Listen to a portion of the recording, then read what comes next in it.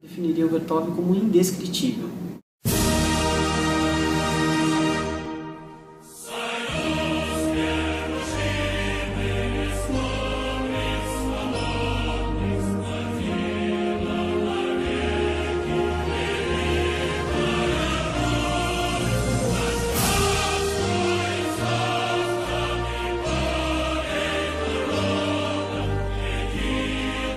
Bom, Vertov é russo, né? O nome de Vertov é outro. O nome dele é Denis, e um sobrenome russo terminado em Vich, Arya Ivanovich, uma coisa assim, que é o nome original de Vertov. Dziga Vertov é um pseudônimo que ele passa a usar, com o qual ele passa a se autonomear.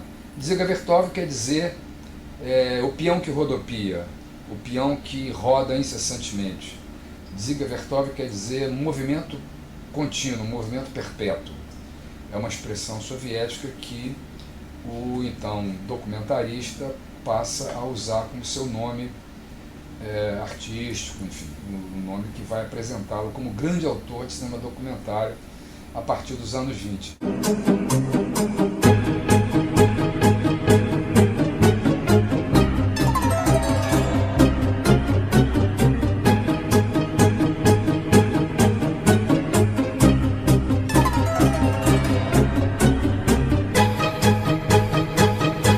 Perguntaram isso uma vez para o Godard, numa entrevista em 1973.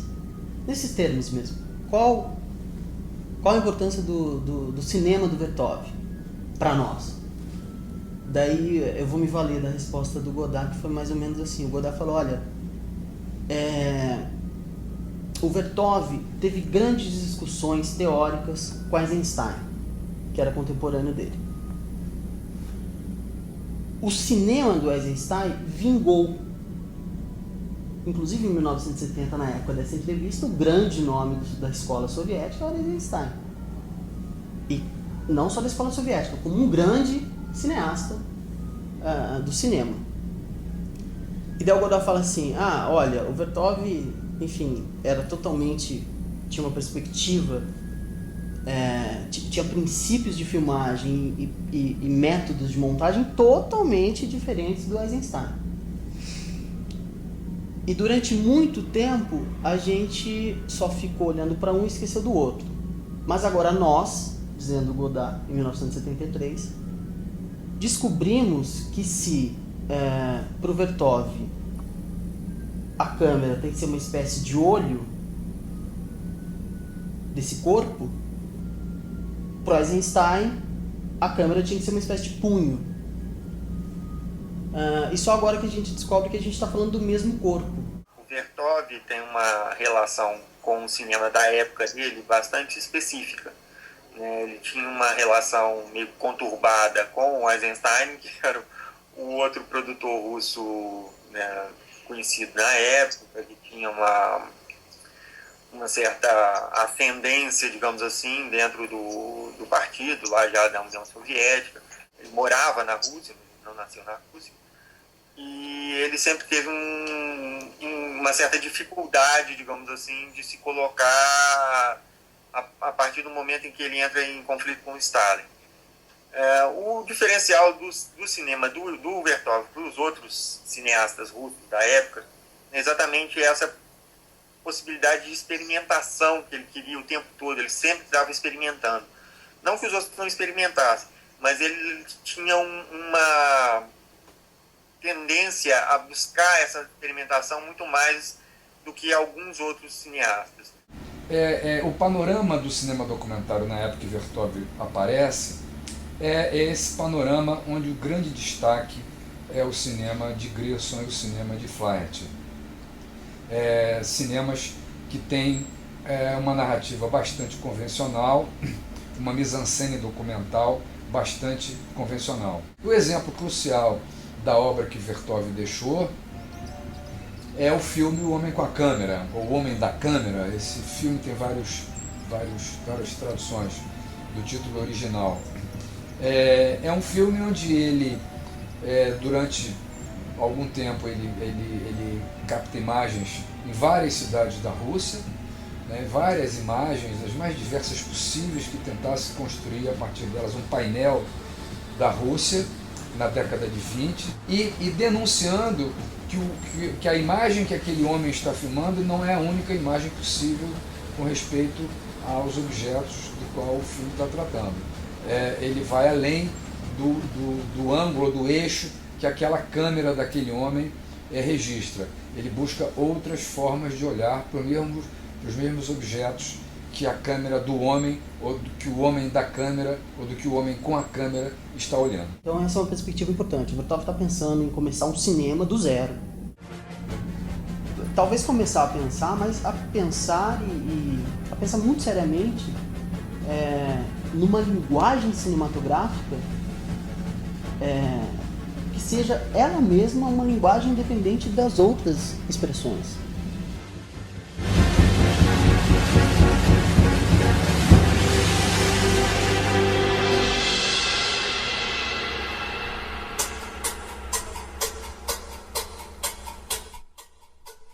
Quando você abre a câmera e quando depois você edita o material da câmera, é possível que você tenha um conteúdo, um discurso de montagem, enfim, você cria uma expressão que é só do cinema.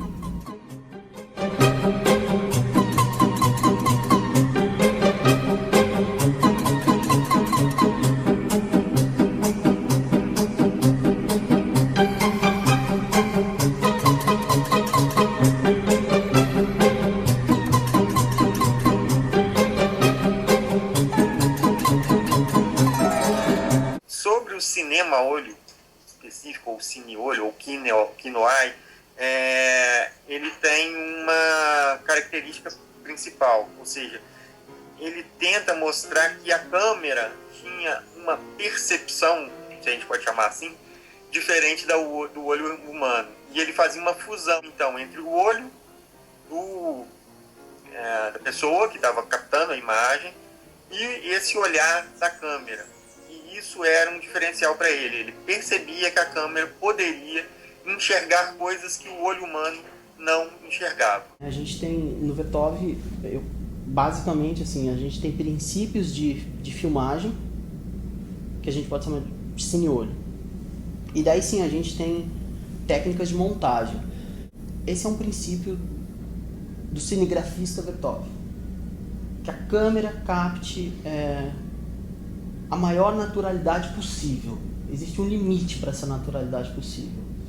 Existe um momento em que algo deixa de ser natural. Isso já não interessa mais.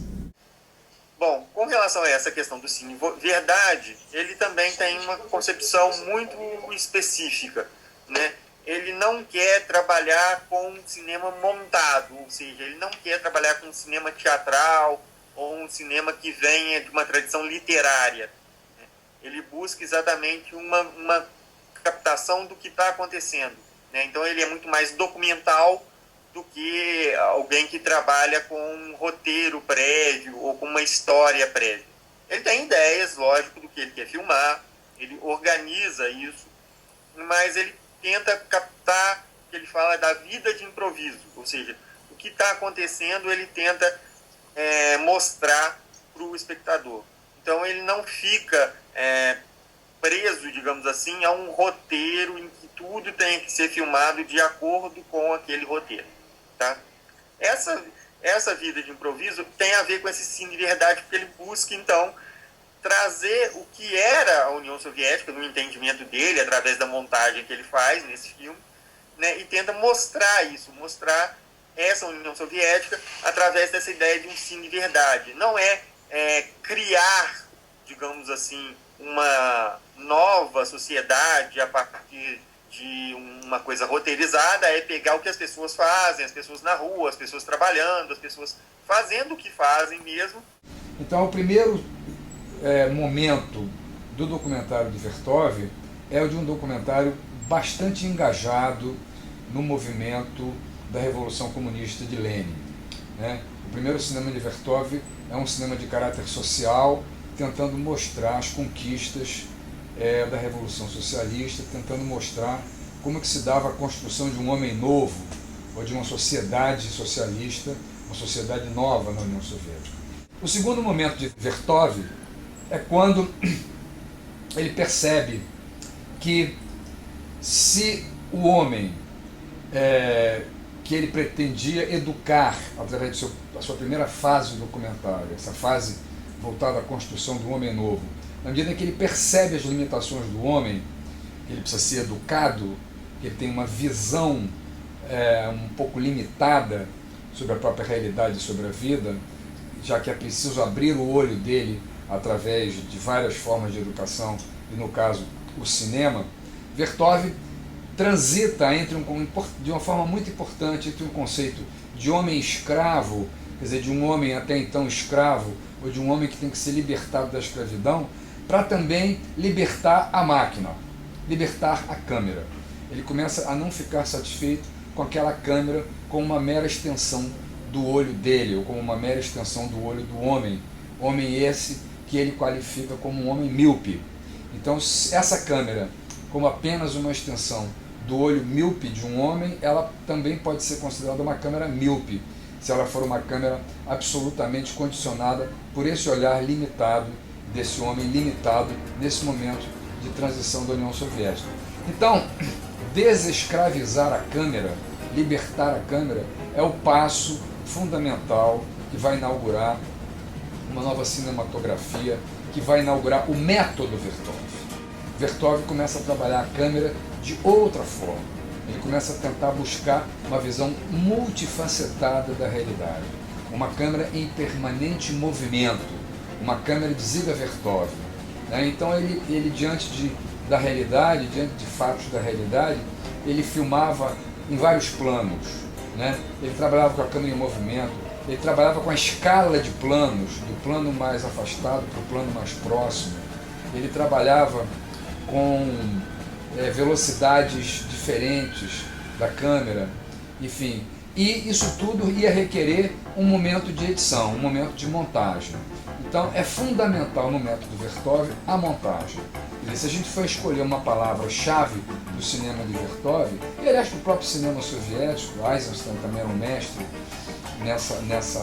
nessa técnica, a palavra-chave é a palavra montagem. E daí sim, esse momento da montagem é o momento de criar uma linguagem em cima do material. Quer dizer, realidade é o que o documentarista tem para mostrar através daquele material bruto, desse cine que vem desse cine-olho. Bom, e sobre o Vertov hoje?